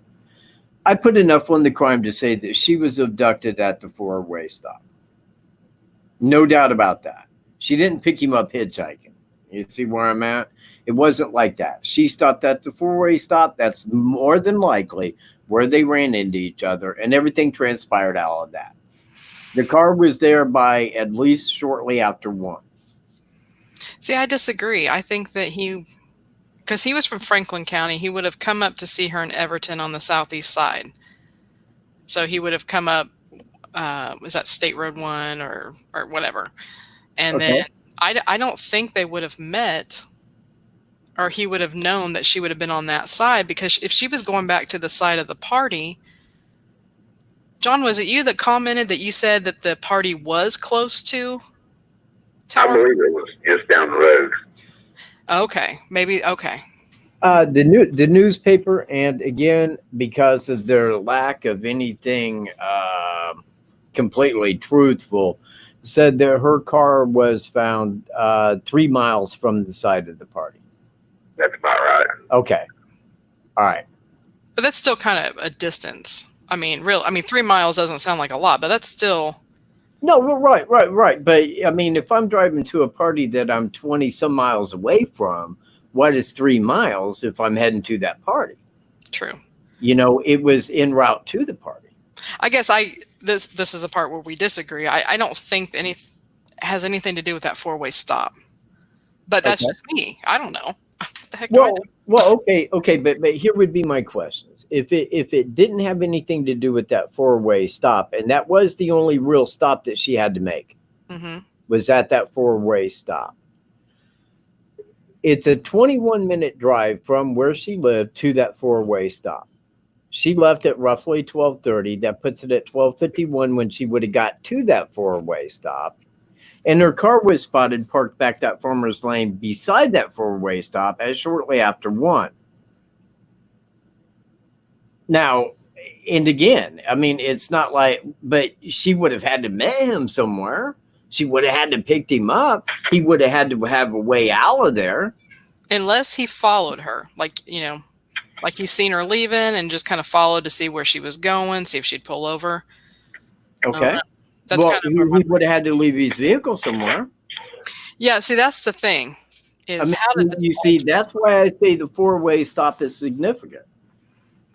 Because it was the one time when she had to stop.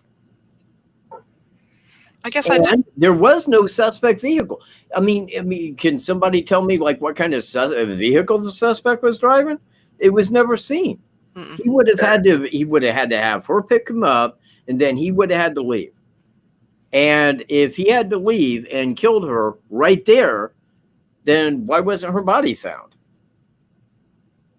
He would have had to been in a vehicle. It would have most likely happened to happen at that four-way stop where he put the vehicle. You know, I mean, and it was seen shortly after one parked there at the same day. That's a small window of time to get to that four-way stop and then the farmer to see it. But the lane was way down past that 4-lane where her car was found was halfway, and correct me if I'm wrong, John, halfway between that four-way stop and halfway between 44. Hold on. Because I already pulled this up and I got it right here on maps.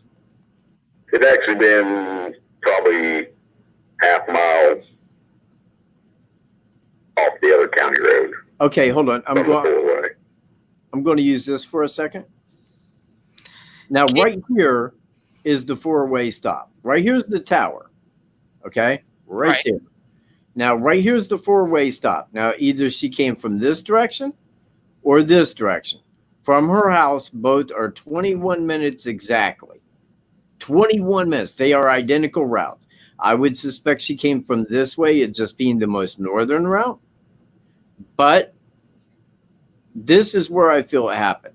Now, back here is where her car was parked. Back here. Right here, beside the four-way stop. This was her only four-way stop. This was the only place she had to stop en route from her house to the party. Unless she come up 650 right here and never made it to that four-way stop. Because that goes around the Mary Gray Bird Sanctuary right there. If you go south. But again, she would have had to pick him up. He would have had to abduct her before they got to the four-way stop, park her car over there, right there down that farmer's lane, and then walk to where he was going. I don't think that happened. Again, he had to have a vehicle. Is that the lane? I didn't think it was that lane. No, it is. Yep, right here. This is where her car was found at, right there. And this is where the four-way stop is. And her car was found about right back in here. And that's why the farmer that was coming eastward down Fielding Lane, shortly after 1, seen it parked back here. There was no vehicle, no people that he saw, no suspect, nobody in that area. Now, that is a very short window of time. And again, I don't think that the person was hitchhiking. I don't think her boyfriend just happened to be out there. And if he did, then her body would be right there. He didn't get out and start hitchhiking with her. The farmer would have seen that if they were out walking. People would have seen that.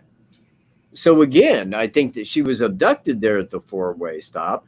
Her car was parked there at some point, and I don't know when, maybe immediately, maybe went back to, but for whatever reason, it would have said that the suspect had been inside the vehicle. And since the driver's side was wiped down too, likely drove it. Now, if he drove that vehicle, he had a getaway vehicle. Somebody probably would have had to been with him, and he would have had to transport her body out of there. And that calls for a vehicle. Yeah. I mean, the thing is like I feel in my heart here that I am making all of the sense in the world. Now, and I say that for this reason. I'm not trying to be contrary. What I'm saying is that having looked at this and knowing it's a 21-minute drive from her house, that puts it at about 12:51. Now, that's a small window of time between the time that the farmer seen that vehicle back there and nobody else. That means that before that farmer was pulling up, that person was already gone. They had already, everything had transpired, and that car was parked back there shortly after 1 p.m.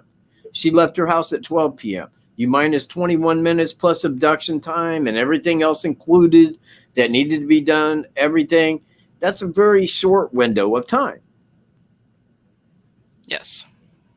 Now, again, if she picked somebody up, well, then where were they? Where'd they hide her body? Why did they park her car right there? I mean, would he have just been somewhere walking along en route and then walk out of there? Where'd the body go? I mean, you know, all of this is got to be answered to. This is the same thing that I talked to the person that was close to her about, exactly about that. He was in 100% agreement, 100%, that it did go down just probably exactly like that. I can't quote or anything like that, but I'm saying that when I was talking to the person, they were very much to, yes, I do feel the same way. Yes, there was a comment made by the family. Katie, I know you've asked that once before. The Pflum family did put out a statement. I read through it on my channel, but it was just basically that, asked for their privacy at this time, and they appreciated everybody's thoughts and prayers, that kind of thing. They've not made any statement to really relate to the case other than just a thank you and please respect their privacy. So yeah. So, well, I didn't want to jump on here and be on here all night, but I wanted to. Why? I literally walked in the door, got dinner, and I probably should go. But yeah, thank you for wanting me to come on. No, I want you. I'm glad both you guys talk about it, because it's kind of something that was big around here that never really got big to where just the local people only. Didn't really get out real big. Yeah, that's what bothered me about the case so much. When I started my channel, I had a lot to say about the Delphi case, but I also wanted to bring Denise's case to the limelight. And right on. I was a very little YouTube channel, and Katt really supported me. And hey, you're a great YouTube channel. In fact, I see you getting really, really, really big. I do. We'll see. I think that your channel will just blow up this year. Well, I thought Delphi would be solved long before Denise's case would ever be solved. I'm actually in shock. Yeah. And, I'm just, as we all are, just chomping at the bit for answers. I can't imagine what her family is going through. And I try to be really respectful in how I say things, because if her family was to get wind of something I said wrong, I'd feel really bad. I'd probably laugh at the wrong things and they might take that wrong, but I think that they're just really good people and they deserve answers. Not one thing bad to say about anybody in Fayette County. Her family. Yeah. It's the same pain that I put on like Delphi, in their family. Look, they lost those kids. They're not coming home. They are not going to be home again. Yeah. Now with that, I mean, I understand the thing, and I would never say anything or try in any way to laugh at something that I should not.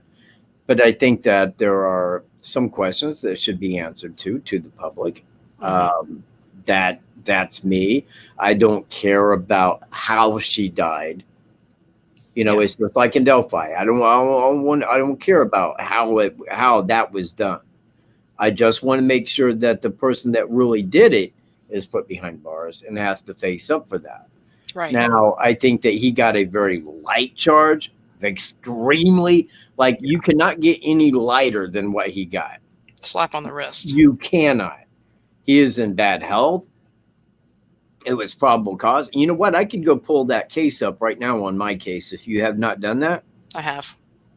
Yeah, you know where I'm at. Yep. So, I think that there are things that not that has to, but should, because the people that are looking into this case, and I think that and your channel really brought a lot of attention to it. Well done, you. So, and now a lot of people want to know about this case. Now, they have not had a press conference. They have not spoken because it's an active investigation. And I hope that all this is cleared up and these questions are answered, and I'll be happy. I'll be very happy. We want you happy, Katt. I will be a little unhappy still, because I think that the charges that he's facing are very light for what really occurred. Right. I do too. And I'm to the family side of wanting to know, because they want to know, same as I want to know. Now, I have different reasons. Mine is, hey, it's a criminal case, and I've looked into it, and I really want these answers. Without these answers, I'm just taking somebody's word for it. Yeah. I was like being that guy.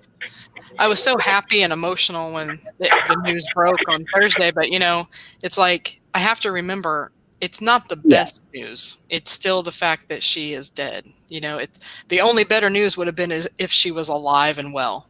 That would have been the only better news in this whole case. But for them, it's still heartbreaking. It would have been better. I give you that. But then it would have been like, well, why? Why would she run away from her family and all this and that? It would be like, there was no reason for that. Yeah. I mean, you look at her age, college, this and that. Man, she didn't need to run away. Oh, that's something I was going to address with you and kind of give my thoughts on. Was there's been statements, a very vague statement saying that he has made comments that Denise was still alive. Yeah. And they've put that out there for the news media to grab a hold of. Well, that's the first time I've ever heard that. Not that I needed, I'm sure there's more to this case that I've never heard about, but I think it's probably been when he has been interviewed time and countless times before, that he's probably told them she ran away. That's my guess. So they have probably said, so you think she's still alive? And he's probably said yes. Well, why do you think that? I don't think it's a matter of him saying, well, she's alive. Well, then tell me where she is if you know. I think it's more like he's been interviewed so much over the years that's why he tells police. And well, and again, man, I fall back on the police to that. Because if I'm asking him, no matter how he said she's still alive, well, what do? You go with you go with what they're saying. Oh, okay, right. So you feel she's still alive then?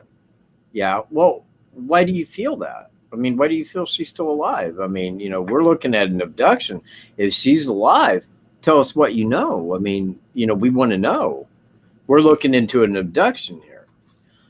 Well, I've just heard. Oh, okay. Well, from whom told you that? Well, everybody. Well, could you give me a name?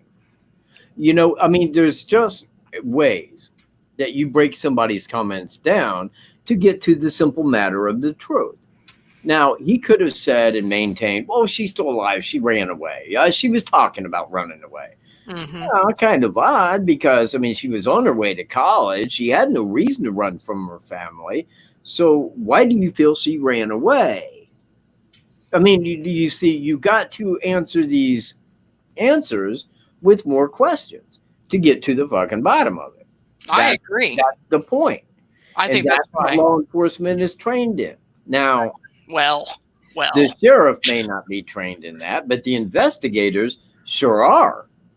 And that's who would have been talking. There was a lady south of there that went missing about the same time, and they ended up finding her like 30-some years later. She lived in Texas. Yeah, that's brought all that. Yes, that's what I was telling you about.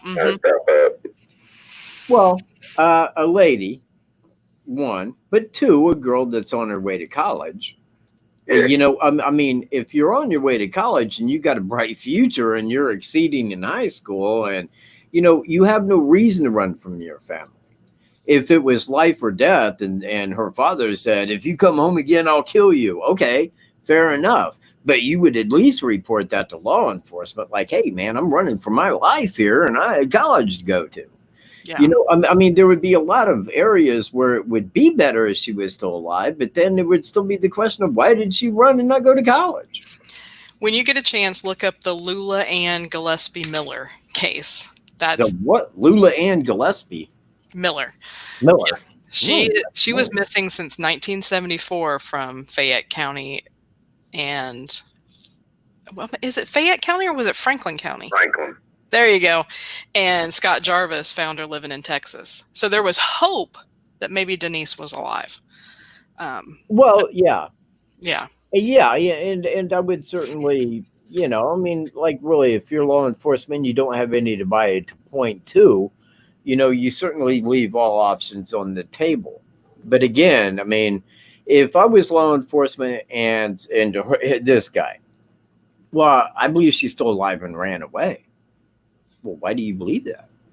You know, I mean, there's just questions that you got to you got to keep referring back to. Well, why? Well, I think you're a better investigator. Why would you not go to college and just, I don't know, run off without any money and leave that car parked there? This seems a little odd, doesn't it? I think that guy's lived with it every day for the last so many years, and I think that's why he moved back to. I think that got a little bit to do with him moving back just to pretty much let it get out. Yeah, and I think that's when they started putting the pressure on. They put up those reward signs. They started draining the pond. I mean, since he moved back, the pressure has been on in this town. Do you think that has anything to do They with said it? one of the guys flipped out loony-wise and ain't been right since. Oh, I bet. Can you imagine? Yeah. Imagine, I mean. They've been with it so long that they finally got to him, I guess. Well, it's about freaking time. It's horrible for her family to be in waiting for 34 years. It's bad enough if it happens, whether you wait a year or whether you wait 34. But let me ask you a question, and maybe one of you will know. Does she have a gravesite? no, not that I know of. Okay. Well, you know, because after so long, you know, it seems like that they would have did that as a memorial, you know, had made a gravesite. And they have spoken in recent of giving her a proper memorial, you know, when the body is found and what happened. They want to know, as do I. And I'm not proclaiming that this guy didn't do it. And I'm not saying anybody else did. But there are certainly questions that should be answered. Mm-hmm. And that's what I'm looking forward to.